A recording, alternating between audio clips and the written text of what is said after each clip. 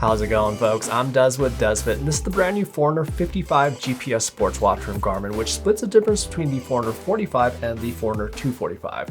The Forerunner 45 comes with some common workout profiles like running, cycling, and some gym activities, but it didn't come with the advanced training feedback that you find on the Forerunner 245. And the Forerunner 245 also comes with a lot more sport profiles, including pool swimming, but it left kind of a big gap in between these two in terms of features, and that's where the Forerunner 55 comes into play. So I've been testing the Forerunner 55 out for the last few weeks, and I've got lots of data to share in this in-depth review where I'll be going over all the new features as well as how it performed in a sports and fitness capacity in regards to GPS and heart rate accuracy.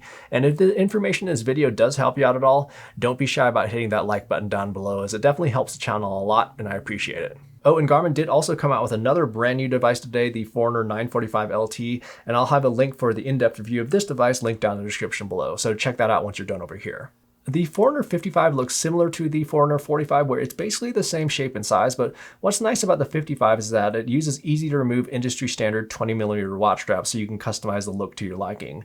And it shares the same third generation Elevate heart rate sensor as the Forerunner 45, and we'll check out how accurate that sensor is here in just a bit, but it doesn't have the SpO2 sensor that the 245 does have that measures blood oxygen saturation levels. The 55, just like the 45 and 245, counts your steps, it tracks your heart rate and calories 24/7, and it has advanced sleep monitoring that you can view in the Garmin Connect smartphone app.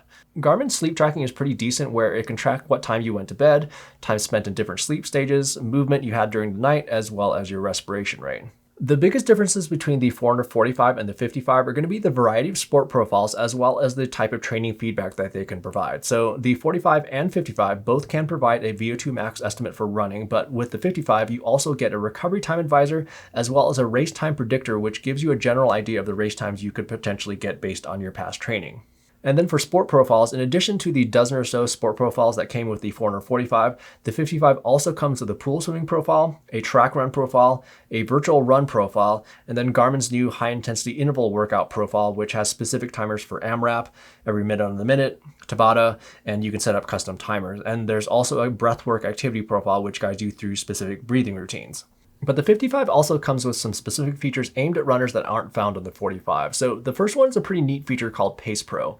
Pace Pro allows you to create a pacing strategy for some common running distances, and this can be for a normal workout or an actual race, where you'll choose your distance as well as a goal time or pace. Where this gets cool though is that you can choose how you'd like to structure your run. So if you're the type of runner who likes to keep a consistent pace throughout your entire run, you can leave this slider right in the middle so each split is the same. If you want to end fast with your fastest splits at the end of your run, you can choose negative splits and the splits automatically update. Same thing if you like to go out fast and take it easier at the end. It all just automatically adjusts, and it's pretty neat. Once you're done creating your Pace Pro strategy, you click this little button up top to send it to your watch, and it just basically syncs over. To use it, when you choose the run profile, there's this little options menu that you can access using the up key. So you click that and you go into training and then go down to Pace Pro plans. And then when you start running, it shows the goal time for the current split up top, time, split pace, and if you're ahead or behind of the goal time. It's a super handy tool that helps you stay on track during your run to achieve the goal that you have in mind. There's also an estimated finish time training tool where you can choose from common running distances, or you can enter in a custom distance. And then when you go to start your run, it'll show the distance remaining as well as the estimated finish time based on your current pace. In addition to the daily suggested workout, there's also Garmin Coach, which is a more structured approach to training. So you'll set this up in the Garmin Connect smartphone app, where you can choose between running and cycling training plans for different skill levels. You can choose from popular distances, and it allows you to choose how you'd like to train based on how much you currently run per week, your average pace, whether you're aiming to complete a particular distance or if you have a particular goal time in mind for that distance. You can choose from a variety of well-known running coaches that have different approaches to training. You'll choose which days you'd like to train, which days you'd like to schedule your long run, and when you'd like to complete this goal. It's all set up very well. And the 55 can also pair up to external sensors like foot pods, external heart rate straps, as well as speed and cadence sensors for cycling. And along with all those training features, the Forerunner 55 also comes with a safety and tracking feature where you can request assistance from emergency contacts you'll set up in Garmin Connect, where it'll send a message to him with your location. But just note, this feature uses the cell connection from your phone, so you'll need your phone with you for this feature to work. And then for how the Forerunner 55 performed in a sports and fitness capacity, for GPS accuracy, on this run here, the total distance lined up perfectly fine with some other test devices, so everything is good to go there. And then for a longer GPS test on this road ride, again, the Forerunner 55 was right in line with the other test devices. And if we take a look at the actual GPS tracks, it was basically spot on the entire ride on straight sections, curves, corners. I mean, it basically just did a great job at GPS performance, so it's good to go. The Forerunner 55 also did a fantastic job at estimating indoor running distances on a treadmill, and it is extremely close. And if for some reason it is off, you can calibrate the distance when you go to save your run. And then for heart rate accuracy for running, overall, it was pretty good.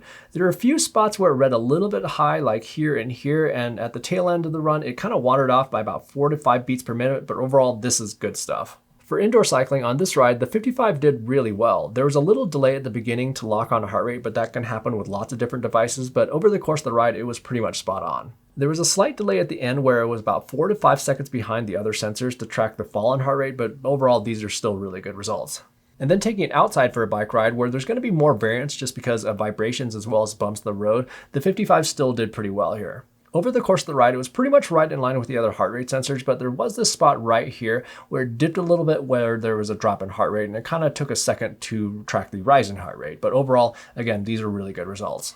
Battery life on the 55 is claimed to be up to 2 weeks in smartwatch mode, so that's if you wouldn't be using it to track any outdoor activities, and then up to 20 hours of GPS recording time for recording an outdoor activity with heart rate. And then based on my testing of using it for about an hour-long GPS activity per day, you could probably get like 8 to 10 days out of it before having to charge it. Overall, I'm really stoked to see the Forerunner 55 come out as an option just because it comes with a nice balanced set of features that should be especially appealing for runners.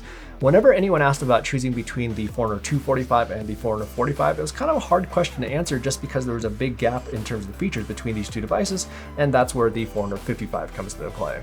Anyhow, if you liked the video, if you found the information in this video useful, make sure to hit that like button down below and also subscribe to the channel for plenty more sports tech videos just like this. In the meantime, happy running, and we will see you in the next video.